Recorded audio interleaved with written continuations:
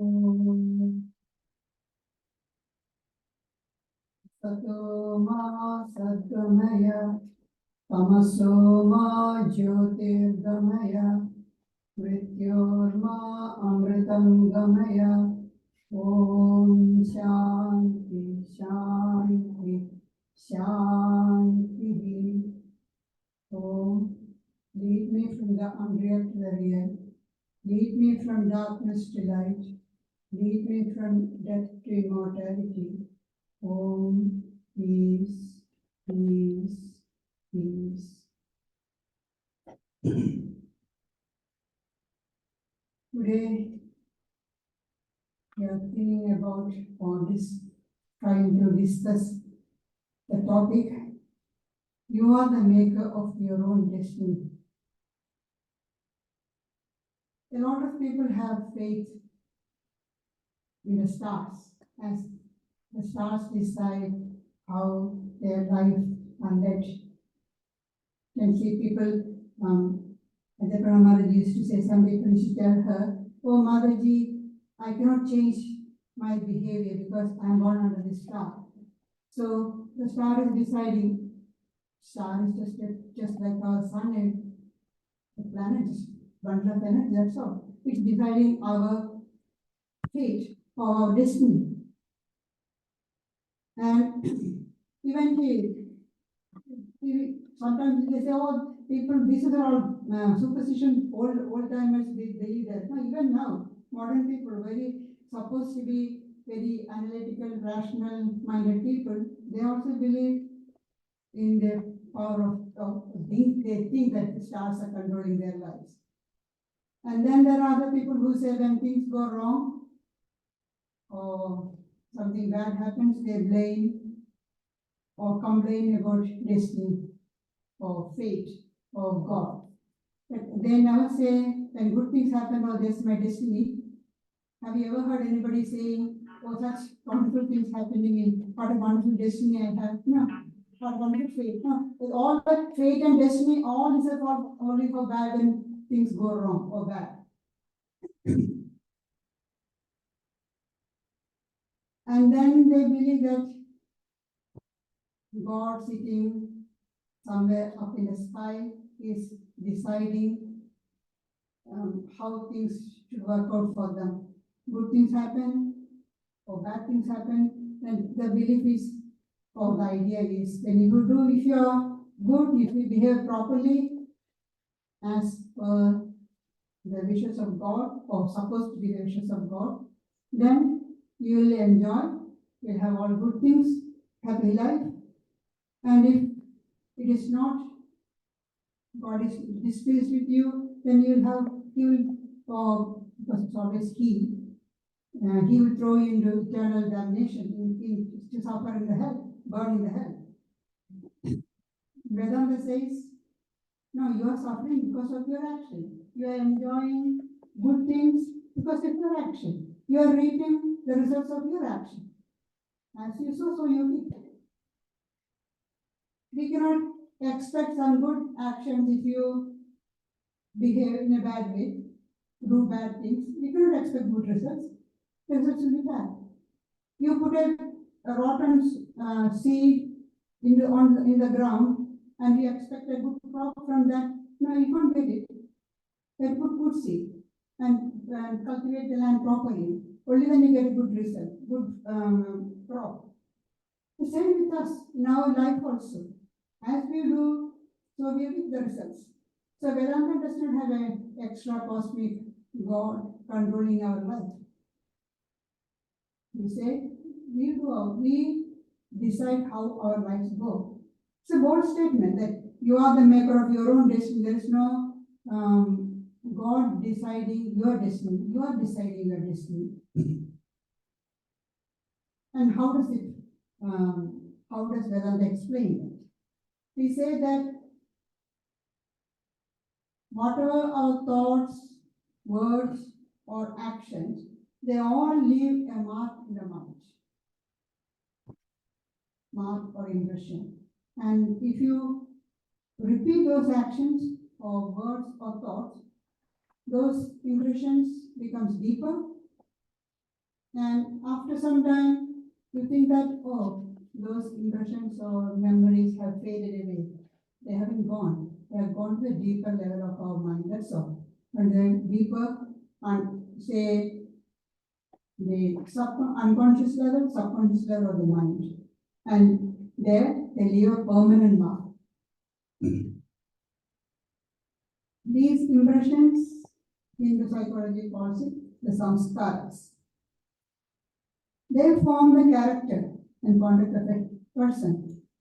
So according to John Stuart Mill, conduct or character is nothing but fashioned will.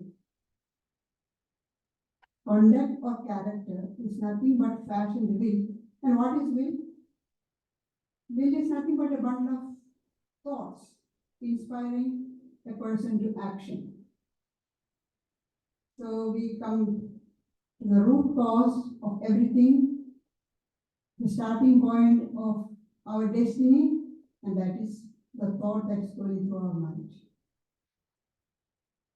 So that's we say the important saying which says, sow a thought, reap an action. Sow an action, reap a habit. Sow a habit, reap a character. Sow a character, reap a destiny. So where do we start with? We start with a thought. We think it's my personal thought, it's a private thought. I didn't share with anybody, or just a passing thought. Don't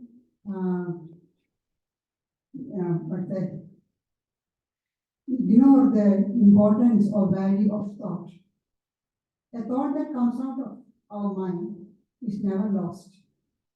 Swamiji says it lives on and on for thousands and thousands of years. Till then somebody may be on the same wavelength as that particular thought. That person is open to that thought and will receive it. So what thought that we have thinking now, what we are thinking now, good or bad, will have maybe having effect thousands of years later. We don't know. And we are absorbing some thoughts which somebody has left in the universe, maybe thousands of years ago, because we are tuned to that particular wavelength. So we absorb that thought. So the thoughts that we have or we give out have two effects. We open ourselves to similar thoughts which are there in the universe, and we influence others, both either good thoughts or bad thoughts. That's why Swamiji says, if you think one good thought, sitting far away in a mountain cave, just one good thought, and die, doesn't matter. That thought will have infinite effect. It may impact thousands of people because it's a pure, powerful thought. And thoughts are much more powerful than words because they are subtle, and words are more powerful than deeds. As the subtler things are more powerful, thoughts are subtler, so they are more powerful.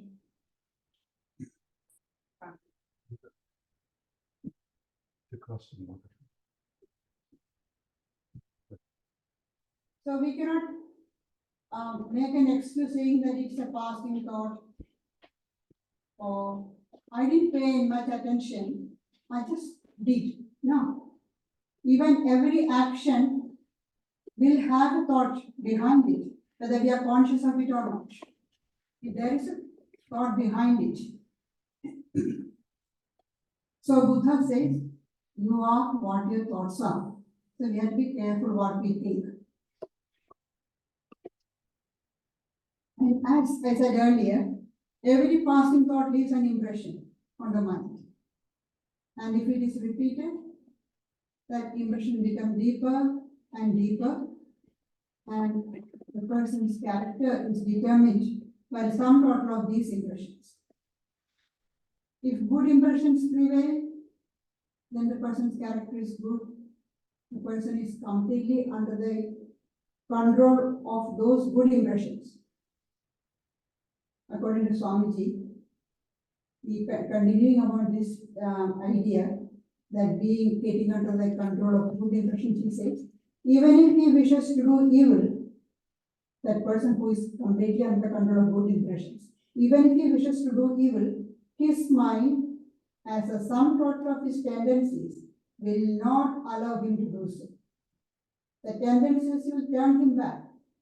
He is completely under the influence of good tendencies.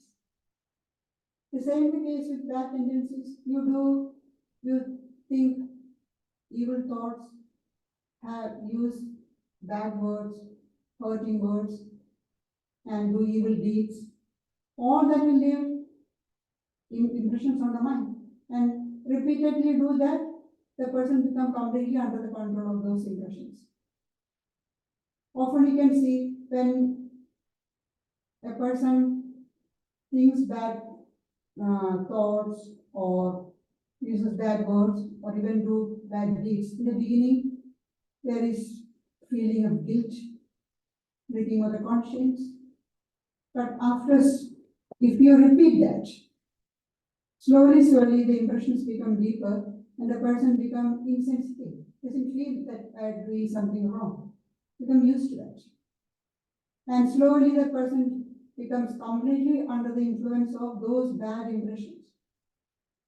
And even if he or she wants to change the way, it's very hard because the person is completely under the control of those bad impressions. Thus, when thoughts are expressed in positive, constructive way, then we say the person's character is steady. When the person is under the influence of bad impressions, we never say the person is a steady character. We always say bad character. That means maybe oscillating. Sometimes may have a few good impressions. Nobody is completely bad, nobody is completely good. Even the good person may have bad thoughts or use bad words, but not completely under the control of those bad impressions. That's all. And thoughts leads to action. Actions, when repeated, becomes habits. In the beginning, habits are flimsy, not very powerful. It can easily change.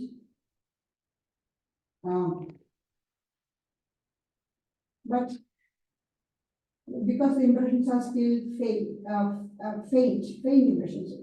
But when we repeat that, when we repeat those actions, the impressions become deeper and the habits become stronger. So the habit which was like very flimsy, like the cobweb or spider-web, afterwards becomes so strong like the iron steel fetters, and they will hold us in their iron grip. It's very hard to get rid of habit, get out of habit, whatever, good or bad. We unconsciously adapt ourselves to the environment, to people, because of our habit. And we are not even aware how the habits control our behavior. And often these habits are obstacles and prevent us from getting out of complicated or difficult situations. Our ideas, our achievements, our likes and dislikes, our hate, love, prejudices, biases are all habits we have accumulated consciously or unconsciously. Not that we have consciously accumulated all these habits. Many times these habits are we have accumulated unconsciously. Getting out of an ingrained habit is very hard. Say, suppose a person is used to get up early and sit for meditation. Now, we see that in our much Maharajas who have been living the life for many years. They used to get up 3 o'clock, 4 o'clock, even when they are sick. The doctors ask you, sleep, don't get up and sit for meditation, sleep, and they can't. Then this is the habit. The body so used to that, naturally they wake up, they get up. Yeah, then very hard to get out of the habit. And that is why there's an adage about this getting out of habit. It says, even if you remove the letter H from habit, a bit remains. You remove A, bit remains. And even if you remove the letter B, it remains. It's very, very hard to get out of it. And you try to, and that shows how hard to get out of the habit and how powerful the influence or the grip of habits on us. And it is habits that lead to character. We already saw how impressions made by thoughts and actions go to make our character. So it's very important that we develop good habits. And early childhood is the best time to develop good habits. Not just developing good habits. If not that we all have good habits, we all have collected some bad habits, consciously or unconsciously, through the influence of friends, family, whatever it is. Once you have become aware of those bad habits, we must try to get rid of those bad habits. And how do we get rid of bad habits? By replacing them with good habits. Oh, this is a bad habit, I want to get rid of it. No, you cannot just get rid of it. As they always say, nature abhors vacuum. If you remove one bad habit, and if you don't bring in a good habit at that same time, another bad habit will come. And trying to fight bad habits harshly, face front on, it's very hard. It may cause harm to the emotional stability of the person. So what we have to do is bring in good habits. When we try to bring in good habits, the higher mind wants a good habit. But the lower mind refuses to accept it. Say, we all know smoking is bad. The person has got the habit of smoking. So the doctor tells, other counselors tell, it's no, you have to get rid of the habit of smoking.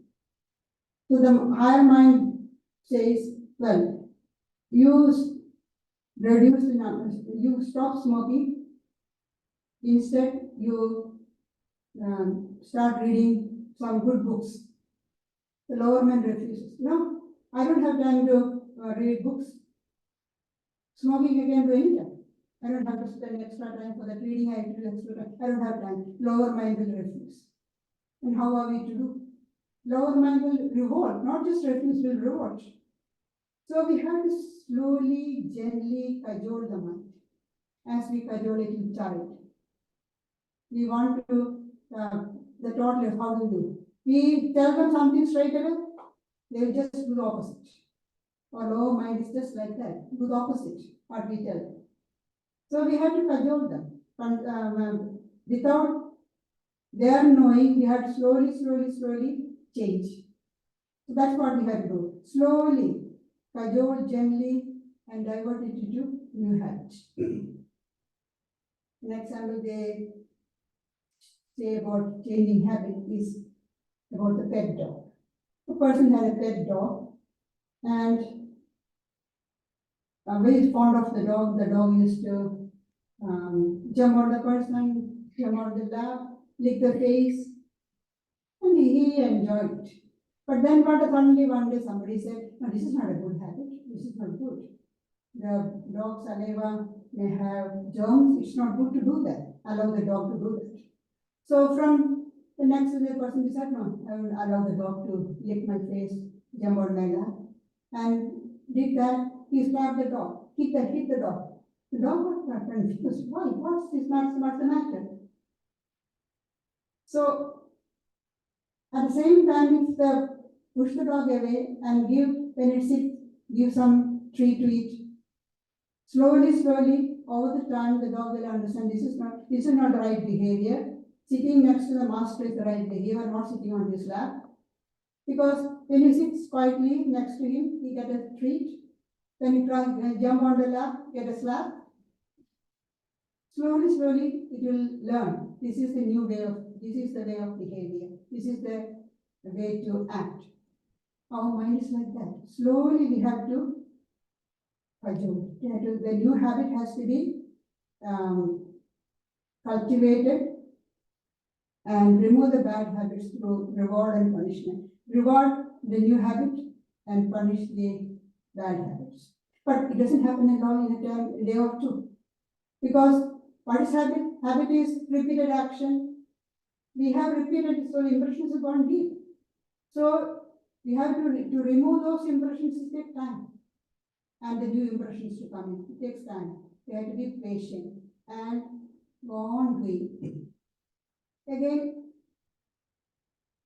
depending on the need of the person, this conversion, this change has to be done gradually, gently, with patience and perseverance. Standing on a high pedestal and saying, oh, what you are doing is bad, ticketing, it's not going to help. You are a drunkard, don't you know drinking is bad? It's not going to help a person who is addicted to alcohol. So what do they do in these alcohol and anonymous and everything? Those reformed alcoholics, tell them about their struggles, how they had gone through it, how they faced the, what's that called? The withdrawal symptoms, and try to encourage the people to give up drinking, giving their own examples. And it's all done in a very positive atmosphere, not condemning, and keeping everything anonymous, so people feel free. They are comfortable in that surroundings. And give them encouragement. You will be able to do it because you have got infinite potential within you. Have faith in yourself. You will be able to overcome this habit. That's how slowly we have to get rid of all these bad habits. And along with that, try to cultivate, to create, to engage themselves in some creative activity. That will help in counteracting the bad habits. Say, take up some hobby, music, art, or some service activity, helping others. There's a lot of opportunities in the society to do service activities. Anything, but it all needs regular, long, sustained, sincere practice. Without that, nothing will happen because their ingrained habits takes time.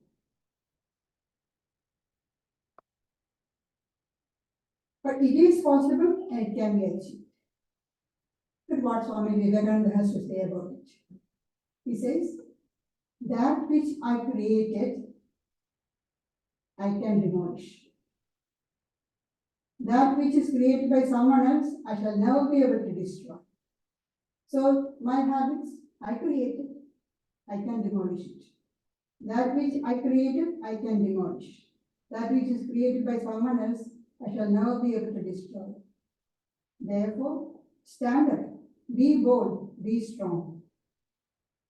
Take the whole responsibility on your shoulders. It's my responsibility.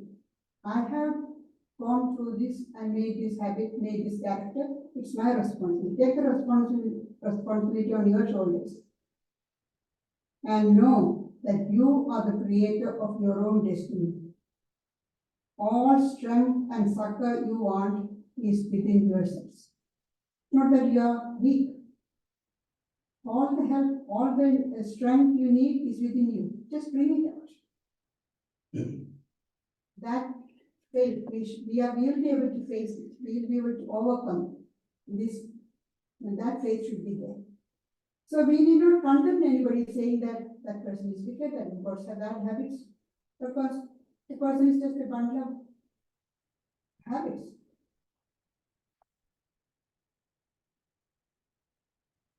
All the bad habits can be overcome. It's never impossible. It can be overcome by acquiring useful, helpful, healthy habits, good habits. But it needs repeated, persistent efforts. So we can change from a brute, an animal, to human, from human to divine. It's up to us. The choice is up to us.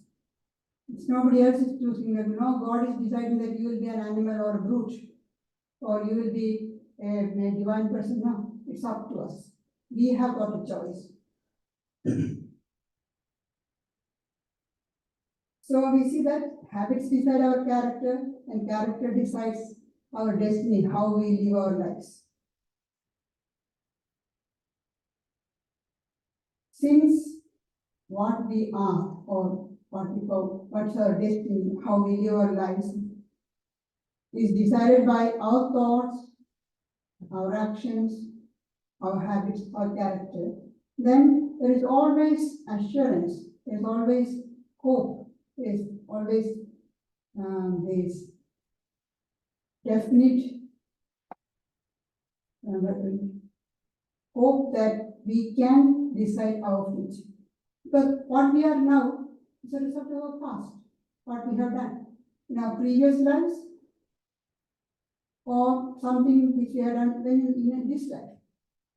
So what we want to be, we can decide by our present thoughts, actions, and words. So one of the scriptures says, a man is born in the world of his own making. We say about rebirth. The soul, when after leaving the body, leaves the body with all the, at the time of death, leaves the body with all the impressions. The subtle body contains all the impressions, the desires, the prejudice, everything is there. All the impressions that we have accumulated in this life, it takes with it when it leaves the body. So, when it came to this life, it had the accumulated impressions of past lives, not just one, many lives. And then we added more this time. So taking all that, it goes to the next life. Now, where does the soul take a birth? Depending upon the prominent impressions, it chooses a surroundings, a set of parents, environment, where it can work out those impressions in the best way possible. So that's why it says, a man is born in the world of his own making. We create. We decide where we will be born. We say, oh, we didn't choose our parents. Not consciously, but unconsciously, we have chosen our parents. And we are continually remaking our world through our actions, our thoughts, our words. We are creating new world for us. So we are the makers and unmakers of our destiny, our world. And the stronger our will is, the greater we will be able to make the change. In the modern time, there is a tendency to put the blame on other people for our mistakes, our shortfalls.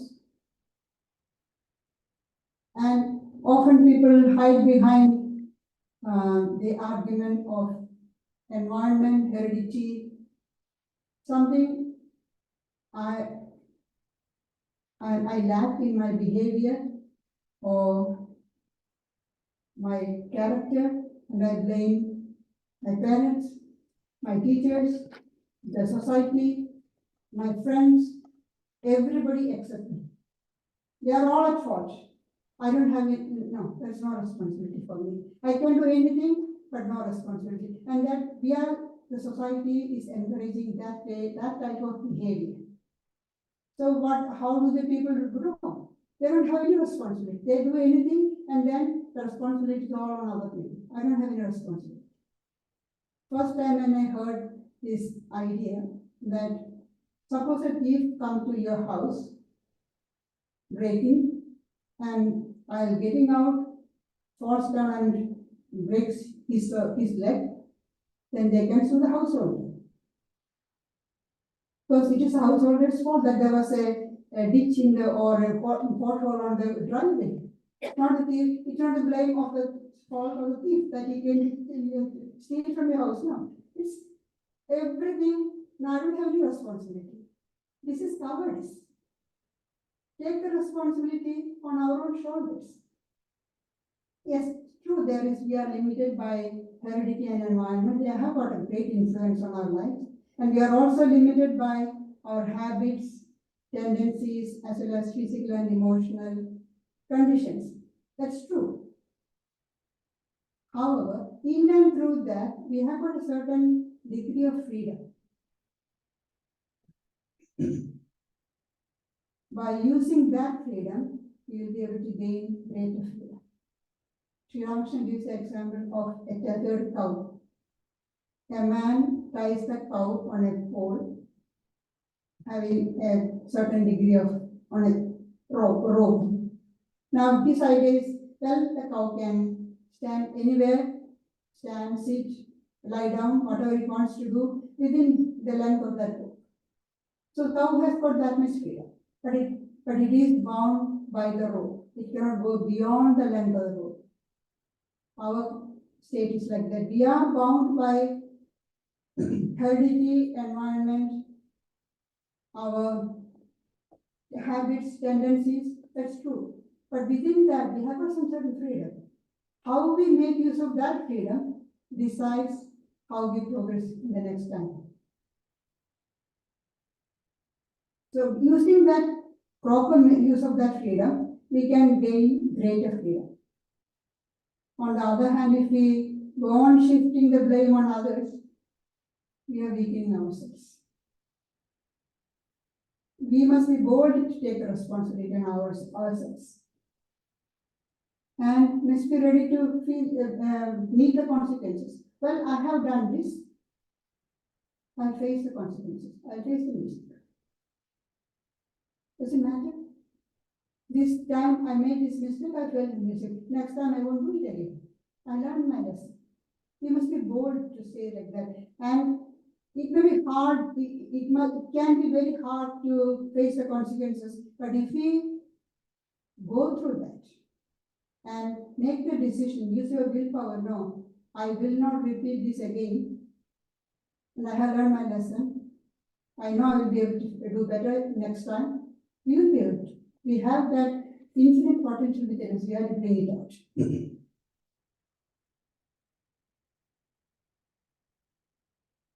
So Swamiji says, therefore, blame none for your own faults.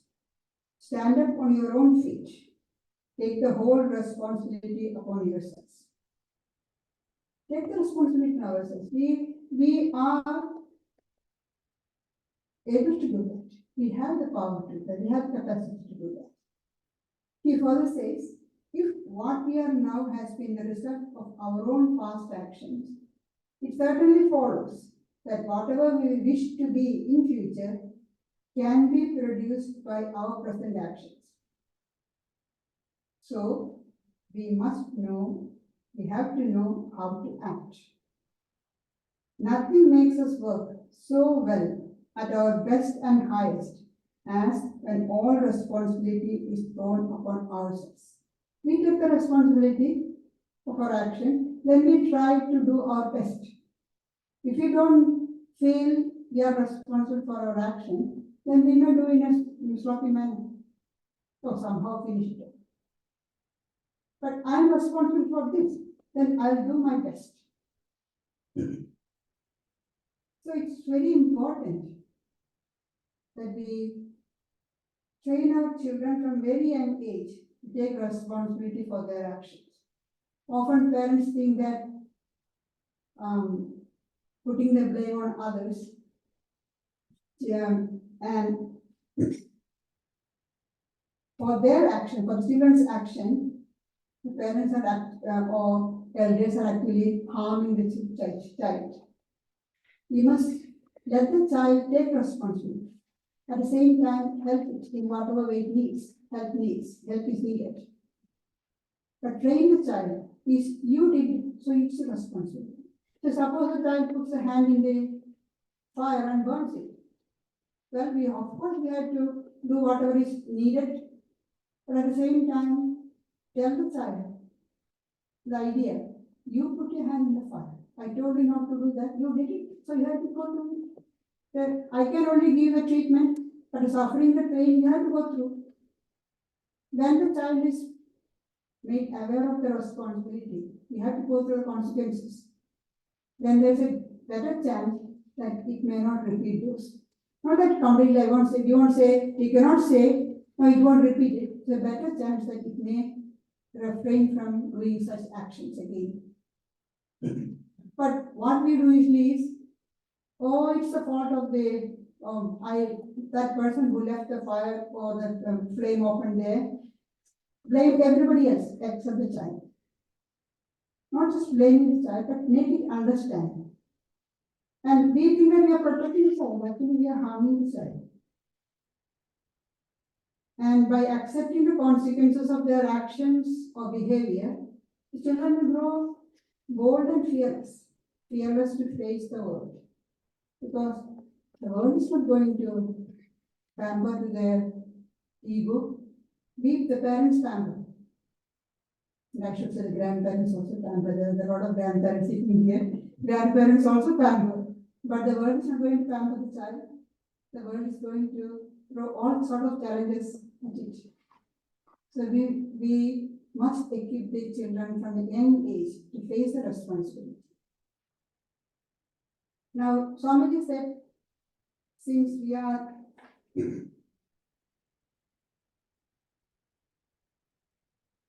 we should know how to act. Well, what's there to know about acting? We all do action. What is there to learn about action? We may ask. Everybody works in some way or other. Yes, that's true.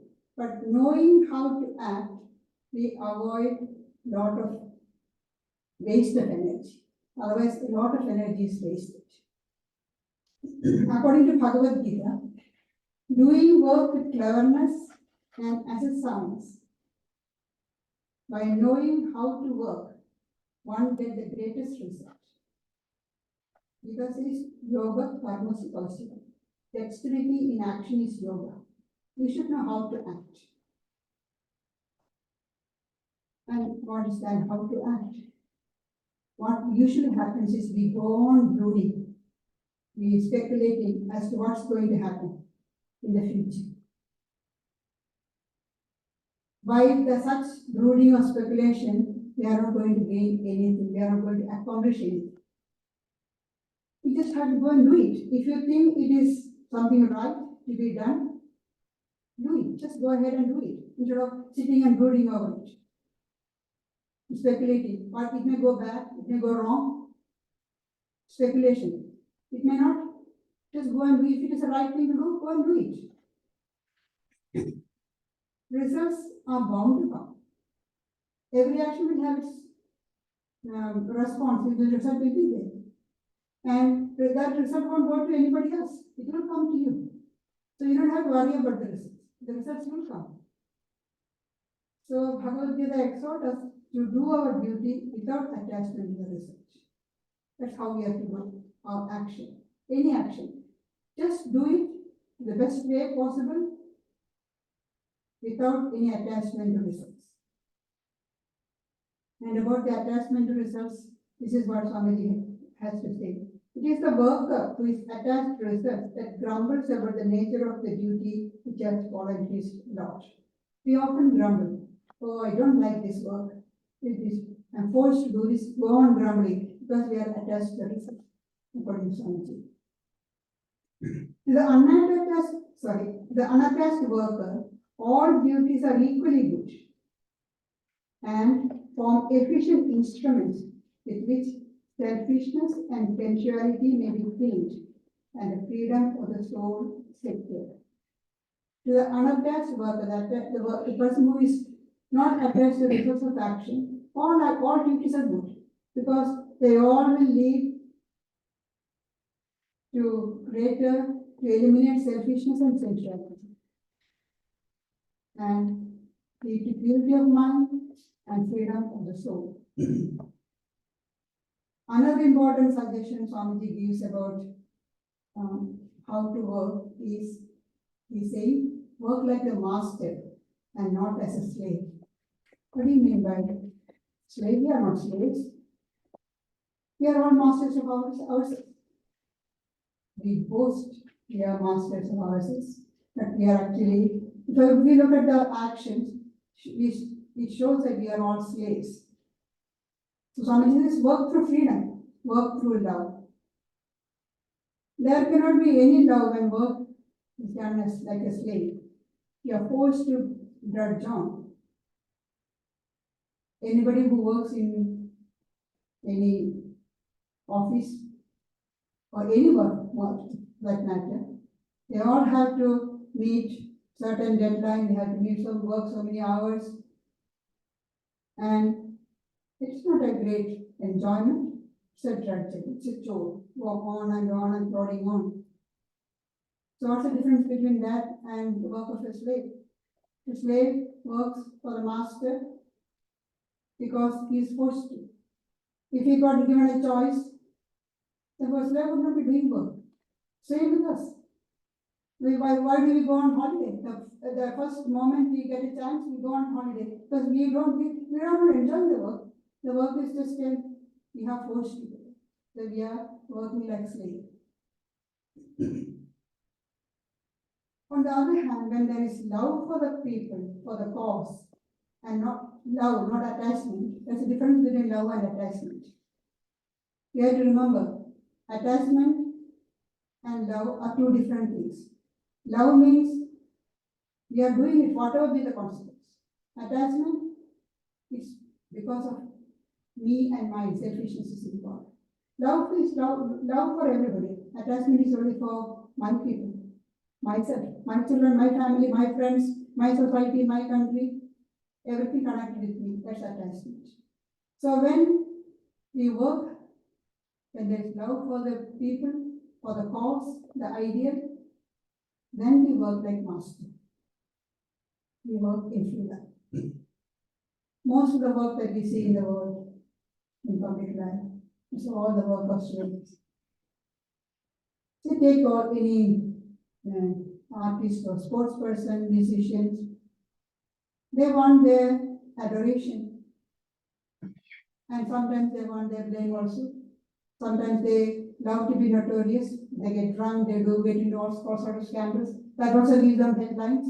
They're happy with that. Ignore them completely, they're lost. Because they thrive on that. It's a slave's work. It's the person who is working like a master doesn't care whether people see the work or not. Because he or she loves to do that work. Love for love's sake, work for work's sake.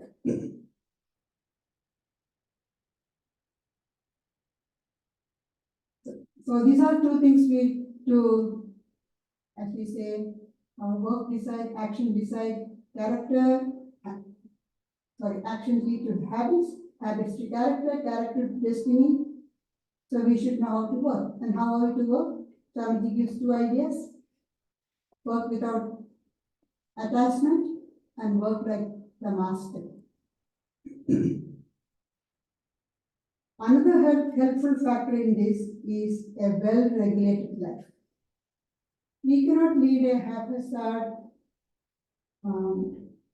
reckless life and expect to have a strong character, have a wonderful destiny. No. You have to remember, habits lead to character. So must make ourselves a routine of daily life. and try to follow it as far as possible. Get up at a certain time, have your meals at a certain time, as far as possible the same time. Try to get up at the same time. Whatever time you decide for yourself. Nobody can decide for you. You have to decide yourself. But one day get up at 5 o'clock in the morning, the next day 8 o'clock, then day after 12 o'clock because I went to bed early at 5 o'clock. That's not an excuse. Who asked you to sit up till 12 o'clock? Or I had to finish the work. Well, you could have gone to bed early and got up early and did the work, finish the work. We make all sorts of excuses. That's our lower mind making the excuses. And the higher mind is saying, stick to the routine. No, I have to finish this work. We have to, in such situations, we have to use our willpower.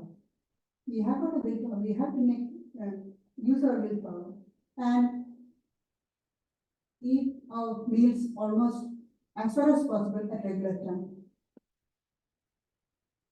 Often people who go to work, they skip their breakfast. You don't have time to have breakfast. Or take a cup of coffee and drink it in the car. Can't you get up 2 minutes, 5 minutes early and have a breakfast before you go? This is all bad habits. And then afterwards, blaming bad health, it's not going to solve the problem. So routine in daily life is very, very important. Get up at the same, as far as possible, same time, have your meals at the same time, have your meditation at the same time, go to bed at the same time, not say always, but as far as possible. Try to stick to the routine. It's no point in saying that I don't like routine, I don't like discipline, whether you like it or not. If you want to have a strong character, if you want to make progress in spiritual life, you have to have. This is absolutely important. Not just in spiritual life, to excel in any field, you have to have a regularity, regular life, and disciplined life.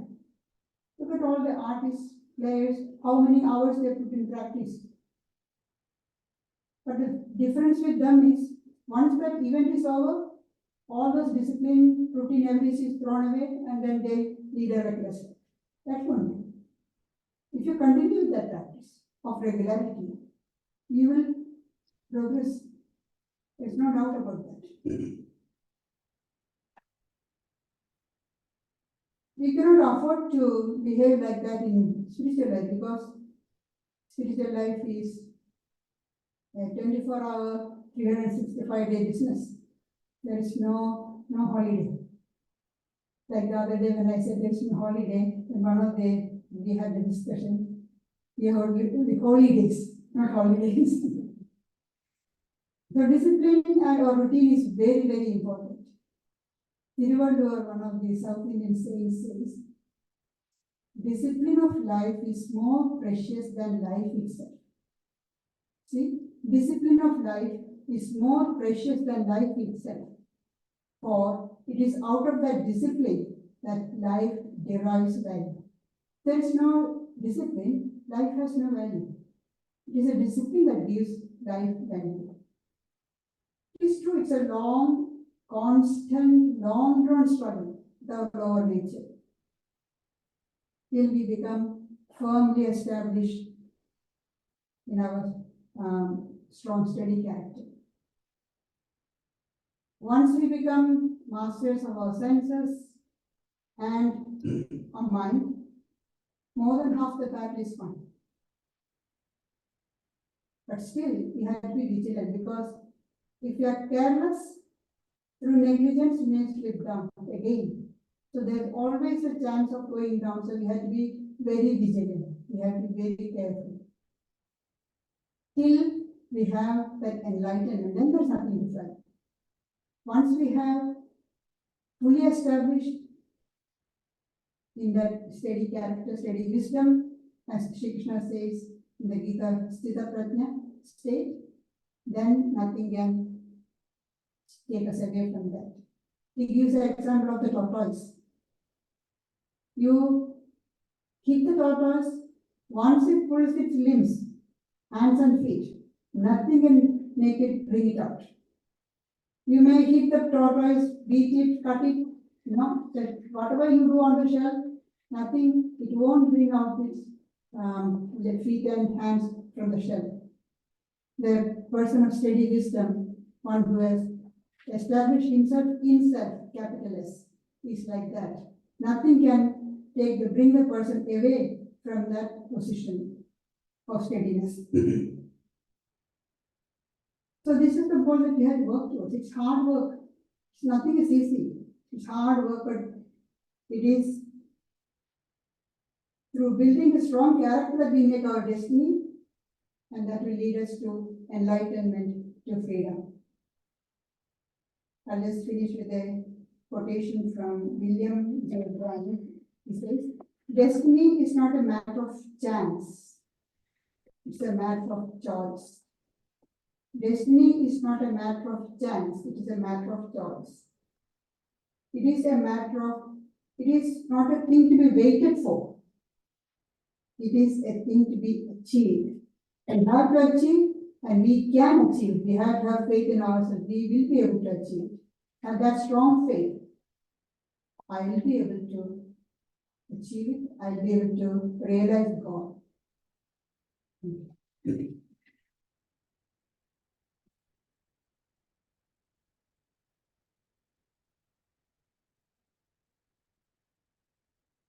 This week we have the yoga class on Thursday morning from 10 to 11:15 p.m.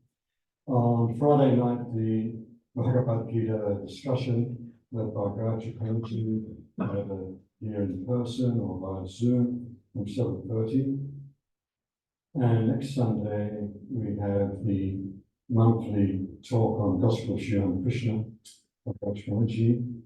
In the evening, there's also the monthly Gita class via Microsoft Teams, and that's a class given by Gayatriprana. And special mention that on Sunday, the 10th of March, we have our Shivaratri celebration. So please keep that in mind. I think all of you are on our weekly email list, so we'll be keeping informed of all of that. And now we'll conclude with listening to a guided meditation by Pravrajika.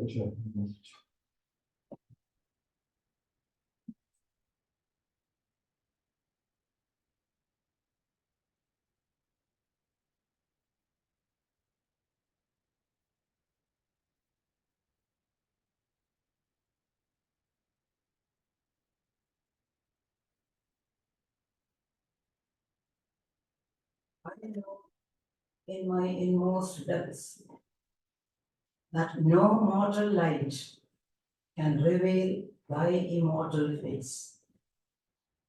Thou art seen only in thine own effulgence. Yet, yearning hope in my heart, I keep my little altar lamp day and night, burning, burning. O Lord, thou art my resting place and only protection. May I never lose my vision of thee. May I never give way to sorrow or despondency. May I remain undaunted and unfaltering in my spiritual life. O thou supreme reality, master and ruler of the universe, soul of all souls, I lift my heart to thee as I offer myself at your sacred altar for a few seconds in silence. Please be gracious enough to accept my humble offering. Fill my being with spiritual blessings. May the baser instincts within me be transformed into sublime, pure aspirations at thy benign touch. May thy blessed presence kindle within me a more fervent flame of love and adoration. May my heart be filled with thy divine essence, and may my understanding be unfolded, so that I be filled with thy spiritual illumination. Words are more powerful than deeds, and thoughts are more powerful than words. As things grow subtler and subtler in nature, they grow stronger and stronger. The mind is made stronger by the cultivation of honest humility, sincere purity, and noble faith in oneself and God. When the heart is filled with discrimination, right feeling, and noble aspirations, the mind becomes lighter and transparently pure. Then lifting that mind to the feet of the Lord of all creation becomes an easy matter. Let us close our eyes and examine our inner world. When we look within, it's all dark and looks gloomy. Let us wait and look on more closely, shutting all the doors of perception and action. Let us try to concentrate on our spiritual heart. There's only darkness.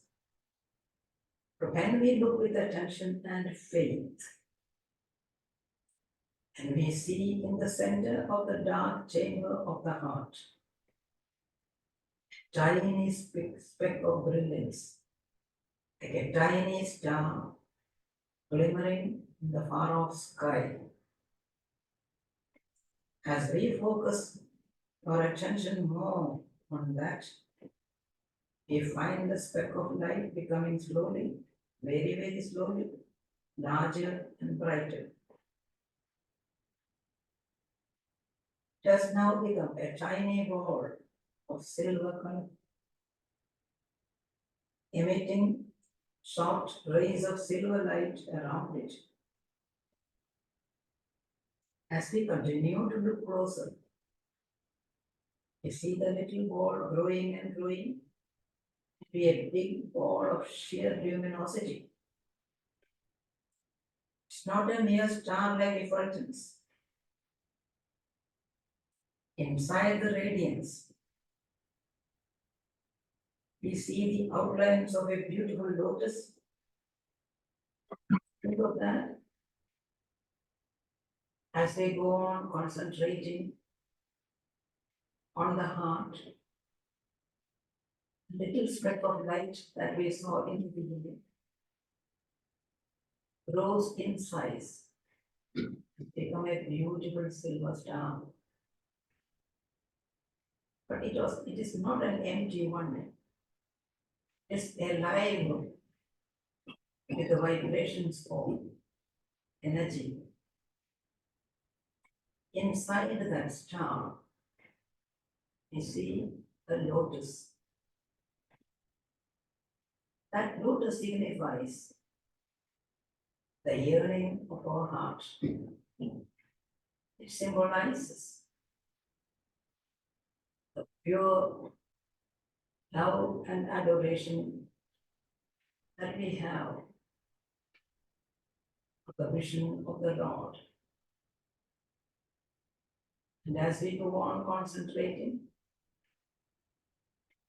we can see in the center of the lotus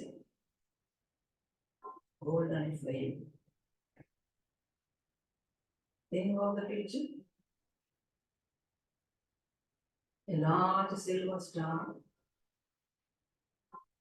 inside which is a beautiful lotus. In the center of which is a wonderful flame standing upright. They are not still, but they are not moving. They are vibrant with energy. Vibrant with the life energy of God. Vibrant with the life energy of the universe. Vibrant with the life energy of our own existence. whole heart is full with the effulgence. And we can feel, if we pay attention, we can feel the vibrations tingling through our whole body. Just goes in gently through every part of our body. The power of the Lord's energy, the power of our own existence, calm, cool vibrations, living. Just that beautiful silver star.